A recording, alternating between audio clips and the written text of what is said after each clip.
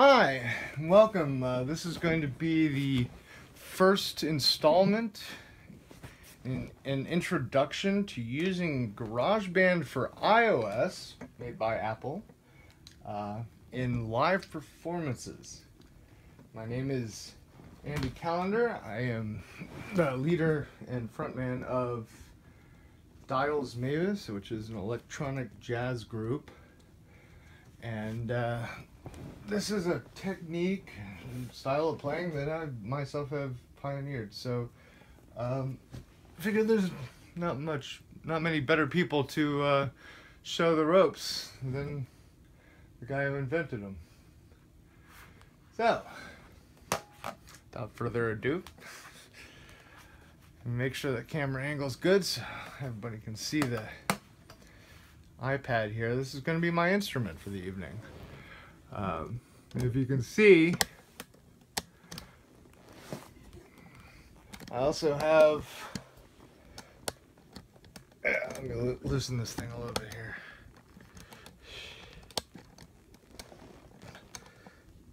Jeez. What in the world? Ah, there we go. As you can see over here,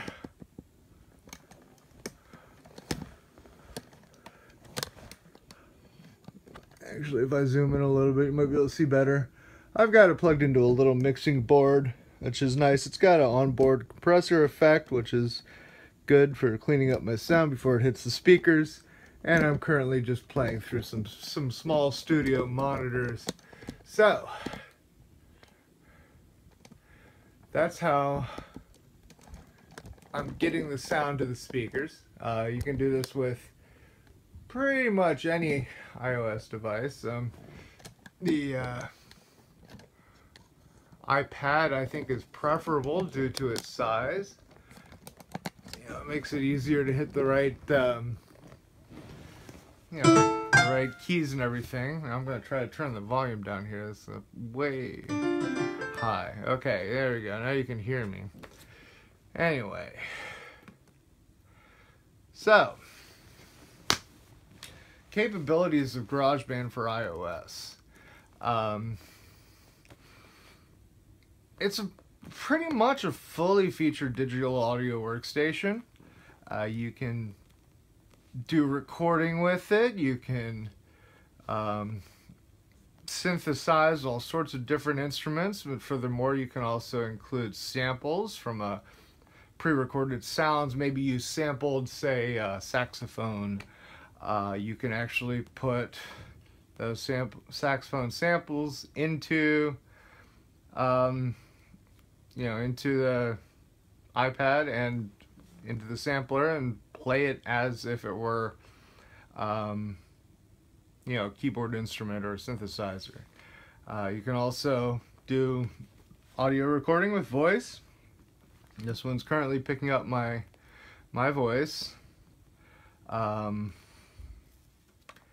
I can set it to monitor, so then you get to hear the feedback as I am talking to the thing. But then it's also got some effects built in, so you can change the way that the voice sounds when you're here. You can add effects, make it sound weird and spaced out, or you can just do like plate reverb kind of stuff and getting some feedback there. So monitor's off. I'm not going to use that instrument right now. It's also got an amp. So if you have live instruments, like for instance guitar, bass guitar, even horns, woodwinds, whatever, you can put, route them through an interface. I happen to have this little Focusrite. It's a iTrack Solo. This is basically a 2-channel interface for, it's got a port for, well, it's supposed to be for guitar, but it's probably pretty much anything, or for a microphone. You can also use phantom power on the mic. Furthermore, I could also play those instruments through my mixer, but if I play them through the mixer, then I don't get to have the fun of using effects. Now I can play some really weird stuff through here. It's got all sorts of different amp models, vibrato blues, old school funk. You've got 70s metal, Seattle sound. I assume that's like grunge, you know. Crunchy blues, honky tonk, bohemian rock, etc. And of course your clean amps, cool jazz combo. And of course it's also got its bass amps. So you've got all sorts of different choices there.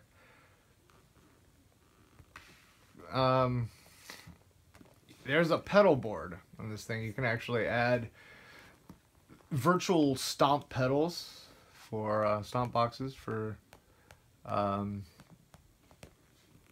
things. You can choose them from a list. I just added, I don't even know what that is. As you can tell, I probably don't use the live instrument features too much. But this isn't what I'm here for today. Today, I want to show you how to make a song and how to play it live. Now, your first step, of course, is going to be to set up the workstation for your live performance. Obviously, there's going to be stuff that's going to be, as the word implies, performed on the fly in the live setting, but you still want to prepare the DAW for performing those, those parts. So for instance, if you wanted to add a bass line, I'm actually right here at the basses right now. I'm going to keep it real simple. We'll do an upright bass. Like I said, I play jazz, so this is my thing. Now this is a smart instrument, which means that there's several different options as to how you can play it. And the way we're going to look at first is going to be using the chords with autoplay. It just simplifies everything greatly and speeds up the process. So you also note that under the settings menu for this song, this is the overall song, when you've got a smart instrument pulled up that has chords, you can edit which chords are available. So first of all, let's change the tempo. I don't know, let's play something nice and slow. How about 75 beats per minute. Back to settings. It'll give me a count in when I hit record. It's fine. Key of A minor, which is complementary to C major.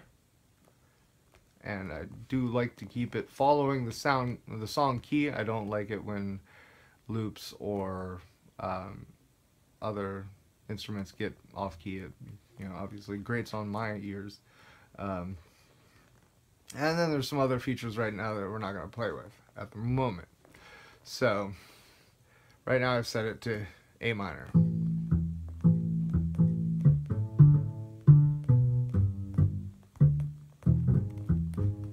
And as you can see here, it's basically a bass. It's almost like, 4-string bass. Virtually on your iPad screen. You can play notes.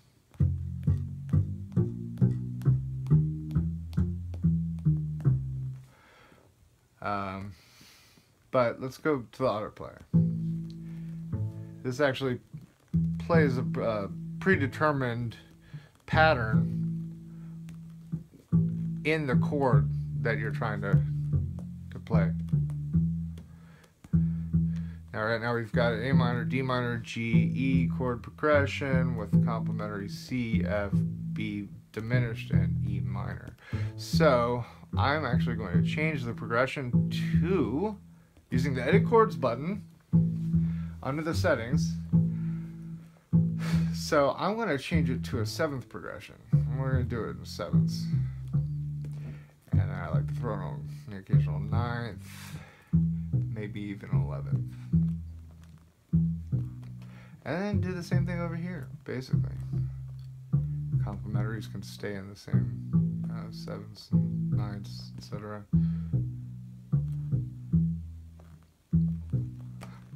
Okay, those are going to be the chords from the song. That's my progression. Now the standard progression, for some silly reason, sort of starts the root chord in the middle. You can change it however you want. You can change these to whatever chords you want. If you've got a weird off-the-wall progression you want to play, play it. Nothing to stop you. Anyway, now in order to save the sound, to put it into our track, we would have to record it. You can do the Smart Instrument stuff live, or you can treat it like loops. What I'm going to show you how to do right now is to treat it like loops. So, let's hit the record button. 2, 3, 4.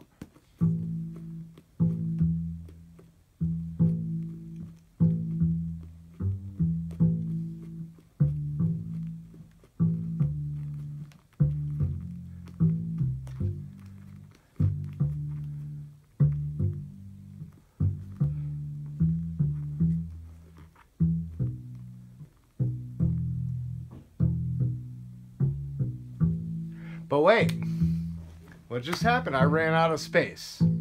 It stopped recording because it recorded a loop all across the entire 8 bars that it had been allotted. Now, if I had thought about it beforehand, I could have gone up here to this plus sign, clicked on section A, which is the only section right now, and changed it. Let's do a 32 bar jazz progression. Why not? Because that's what I like to play. So now it's taken those 4 bars that we just, or 8 bars that we just recorded, and it's looped them across the 32 bars. Now, if you know jazz, let's say we're playing an AABA here. Starting on the 17th bar, you're going to want to change it up. So what I do here, I don't know if you saw what I did, I moved the cursor to where I want to split the recording, the loop. I tap the recording, and then I click split. And then I swipe these little scissors down here. Oh, missed it that time. And then there's that. I'm going to back this up. This is going to be my... actually, you know what? Here's a trick. If you cut that out, keep it in your clipboard, and you go to record that extra section, you're going to have probably some overlap. You don't want that.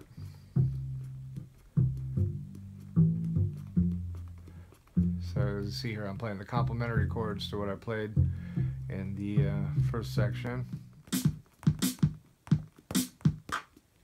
Play a drum machine, but I'm actually going to go for a kit. I like the Roots kit. It's fun.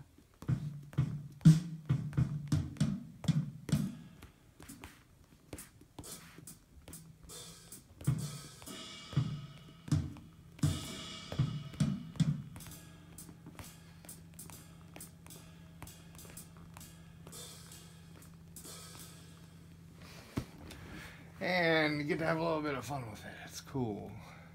So let's play a little drum line here, just real quick. 2, 3, 4.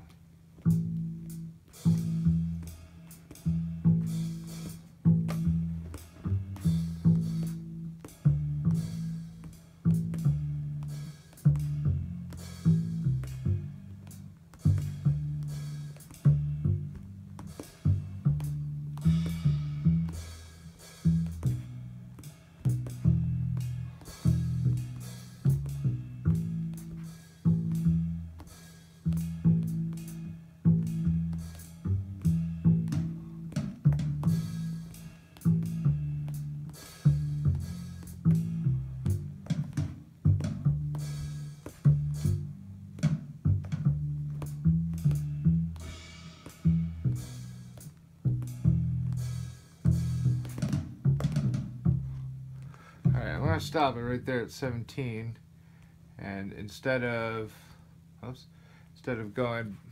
having to continue playing and recording that entire 32 bars, I don't have to do that. If I just want the drums to loop, I just hit the loop button after selecting the track. There's a cool feature here. You can actually change the quantization. So if I'm playing a jazzy tune, why don't I swing it a little bit? Actually, why don't I swing it a lot? 1/16th note, swing heavy. There we go. Let's put some compression on those drums, make them sound a little bit better. I don't know. I'm just doing this out of habit at this point. Probably jumping ahead of myself. And maybe we should quantize the bass a little bit too. Get all those notes being played at the right time with each other. Anyway, that's just one kind of drum kit that you can play. You can also do... No, not that. You can also do smart drums. Smart drums. Now this creates a little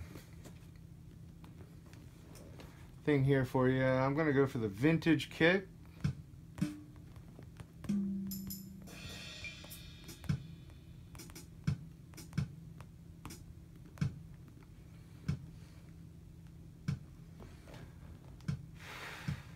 I want to play a very complex tune. Why not?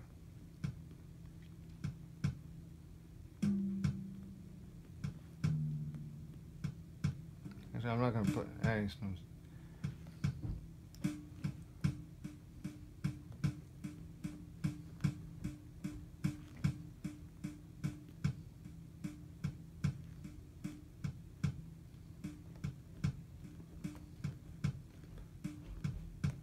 Probably going to sound better here, actually.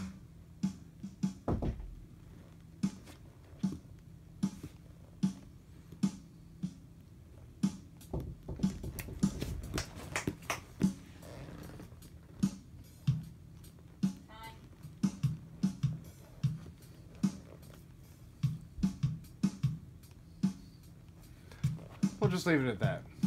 Anyway, so you've set up your studio kit. Just hit record, and it'll do it for you.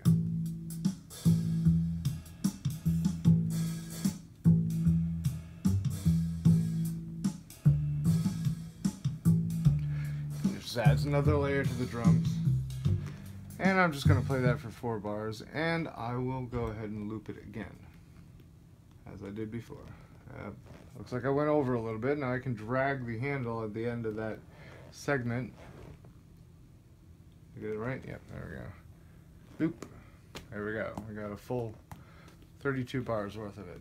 Now the other cool way you can play the drums with GarageBand, this is a new feature they just added, is drummer. You can actually have them pick a personality. You get a guy who is influenced by, say, Americana and classic R&B artists. He plays loose, swaggering beats on a vintage kit. That would be Mason. I'm going to play something like that. I'm going to add some fills. And I'm going to have him follow that. Actually, no. Follow the bass. Because the drummer always follows the bass, right? Add a heavy swing, not light. And he's good to go.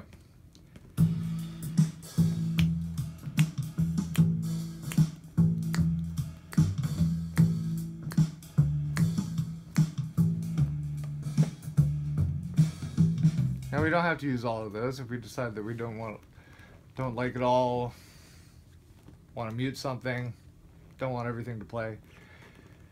You can pull out this little drawer on the left-hand side here, and say we don't want to play the smart drums, which I kind of don't. They're not my favorite way of getting drums in there. You can mute it, and then you get something that sounds a little bit better, in my opinion.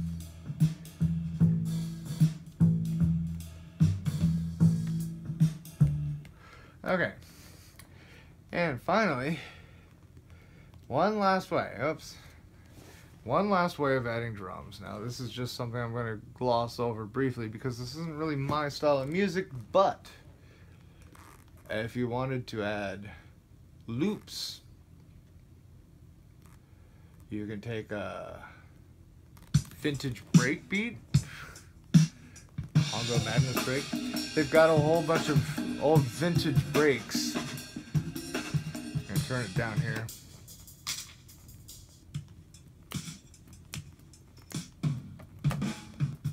These are all loops. Anyway, I'm just going to go up to their jazz loops and use the bebop drum set. They've got several different versions of it.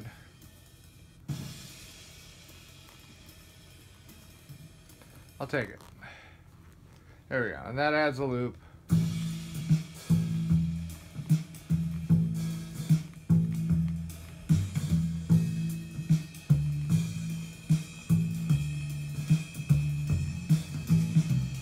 Now, if you go into that, the instrument settings on that, you can see here, you can adjust the tone.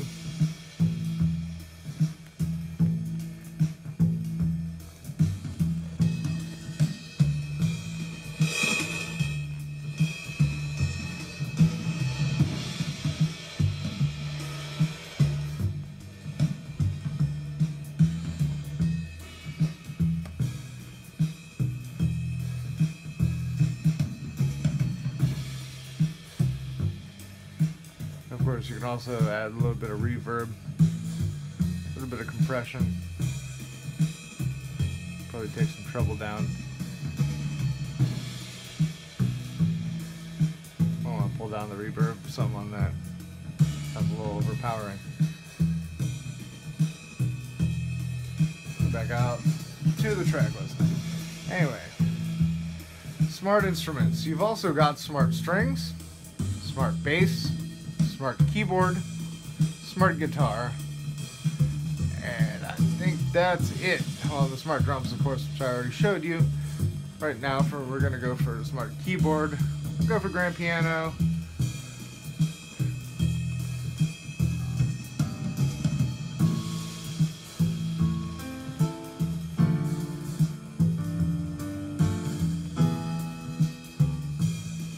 Okay. 2, 3, 4. Up. I screwed up. That's what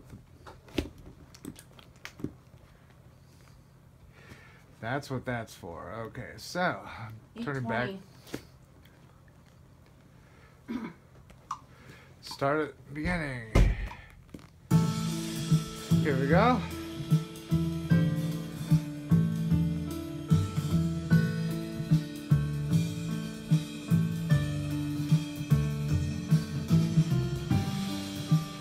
Playing a little fancy here, but you can do whatever you like.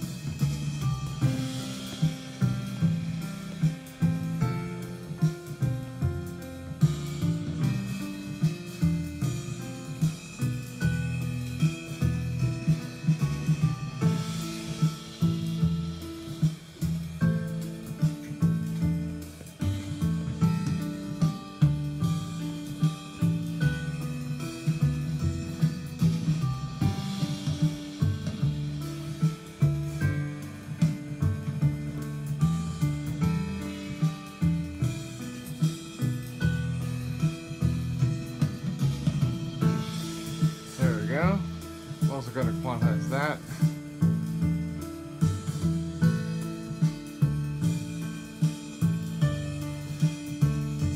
much of a difference, did it? Anyway, that's what we got. So that's the basic ways of introducing drum tracks. I've got drum tracks, smart instruments, and now, finally, for the fun thing that I'm going to show you, we've got free play. It's a full keyboard, and it works just like one too, except,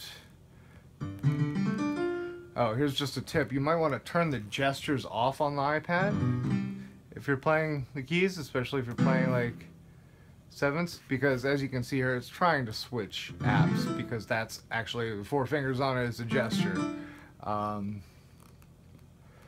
You can go up 1 octave, 2 octaves, down 3.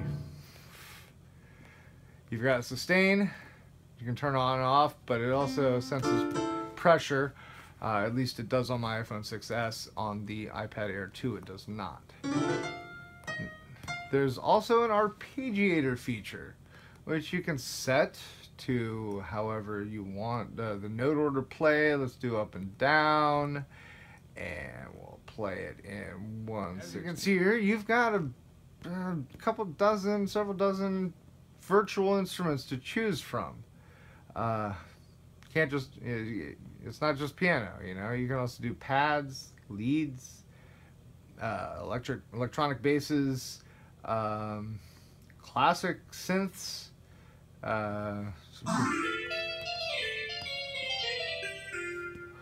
some cool stuff like that. And this brings me to some of the other features. Like, for instance, right here, you've got this button in the middle. If you do that, it just runs like a piano keyboard. Now, if you do that and you hold and slide, it scrolls for you. But if you do that, it actually adjusts the pitch in a fluid motion based on your position on the keyboard. This one's also got a mod wheel and a pitch wheel. You've got attack, release, all those modulation stuff. You fool with that if you feel like it. I like playing with a lot of these classical, like orchestral instruments, doing jazz type stuff. Unfortunately, there's no trumpet or saxophone. Kind of irritates me, but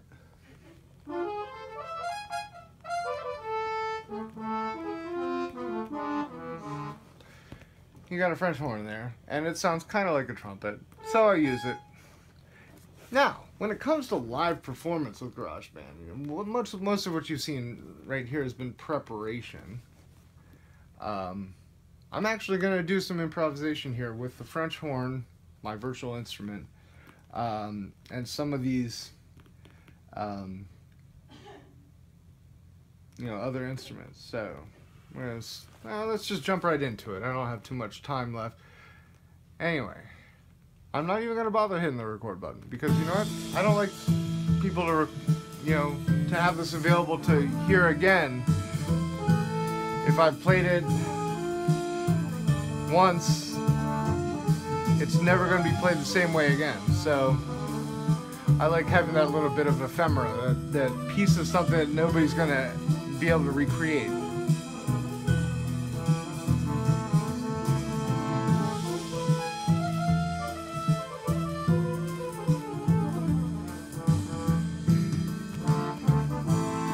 And this brings me to a feature that is personally one of my favorite features in GarageBand, which is the ability to map the keys to scales. Right now I've got it mapped to a harmonic minor. I could also do like a minor blues.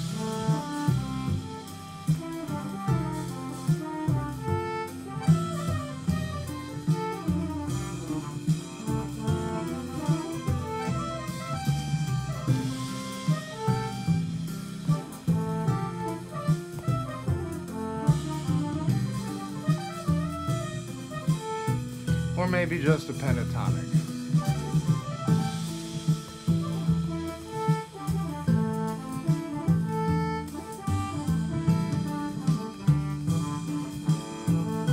And this means that any of these keys that I hit is going to be the correct key.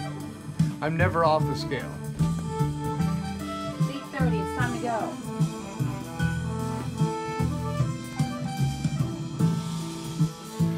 So there's one last kind of improvisation that you can do with this, and that's what I'll leave you guys with today.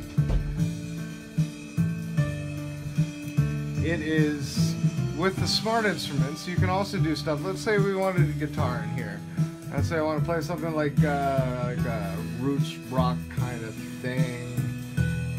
Now you see here where it says chords and notes. Now if you switch it to notes, you can do the same thing with the scale like you did on the other thing. We can add a little echo, maybe some treble boost. And it becomes like playing a guitar, like you've got your fretboard right here.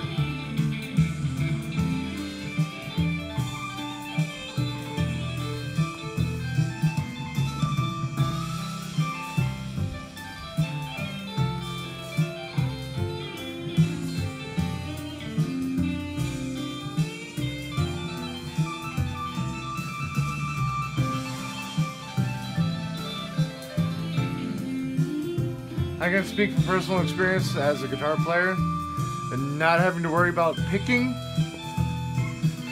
while simultaneously fingering it on the fretboard speeds things up immensely. So I can play these incredible wailing solos. It would have been impossible for me to play on a real guitar.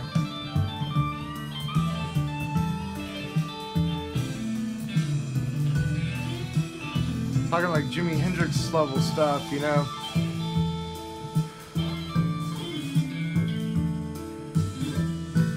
And of course you can end it however you want.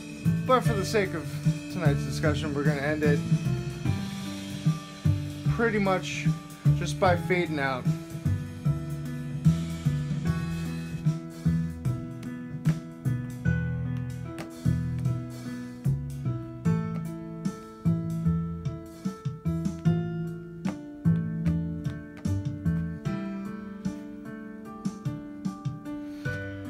Next time, I'm planning on showing you guys some advanced features, inner audio apps, MIDI devices,